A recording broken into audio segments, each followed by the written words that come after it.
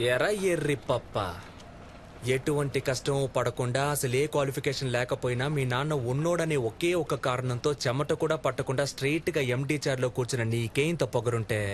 అమ్మ నాన్న తిప్పలు పడి స్కూల్ ఫీజు కడితే ఎల్కేజీ నుంచి 10th క్లాస్ వరకు కష్టపడి చదివి పాస్ అయ్యి ఇంటర్లో ఈజీగా ఉన్న గ్రూప్లన్నీ వదిలేసి ఎంపీసీ చదివితేనే ఇంజనీర్ అవ్వగలమని చెప్తే కష్టమైన అదే గ్రూప్ సెలెక్ట్ చేసుకుని ఫిజిక్స్కి ఒక ట్యూషన్, కెమిస్ట్రీకి ఒక ట్యూషన్, మ్యాథ్స్కి ఒక ట్యూషన్ అని రోడ్లు పట్టుకు తిరిగి ఆ ఫీజు కట్టాలి ఈ ఫీజు కట్టాలని అమ్మా నాన్నల్ని హింస పెట్టి బోర్డ్ ఎగ్జామ్ లో పాస్ అవడానికి ఫ్లాస్క్ లో టీ పెట్టుకుని రాత్రంతా చదివి అలారం పెట్టుకుని పొద్దున్నే లేచి మళ్ళీ చదివి తీరా పాస్ అయ్యాక ఎంసెట్ లో ర్యాంక్ రాకపోతే లాంగ్ టర్మ్ కోచింగ్ తీసుకుని అప్పటికీ సరైన ర్యాంక్ రాక అమ్మ నగలు తాకట్టు పెట్టి మేనేజ్మెంట్ కోటాలో సీట్ సంపాదించి తెలుగు మీడియం నుంచి వచ్చిన నాకు ఇంగ్లీష్ అర్థం కాక ఫస్ట్ ఇయర్ నుంచి 4th ఇయర్ దాకా ఉన్న అరియర్స్ అన్ని 4th ఇయర్ లో ఒకేసారి క్లియర్ చేసి ఈ సొసైటీలోకి వస్తే ఈ జనమంతా నన్ను ఉద్యోగులేని ఎదవా అని నీచంగా మాట్లాడుతున్న లెక్క చేయక ఉద్యోగం కోసం ఆ ఆఫీసు ఈ ఆఫీస్ అని పిచ్చ కుక్కల 4 ఏళ్లగా తిరుగుతున్న నన్ను ఎందుకు పనికిరావు తిండి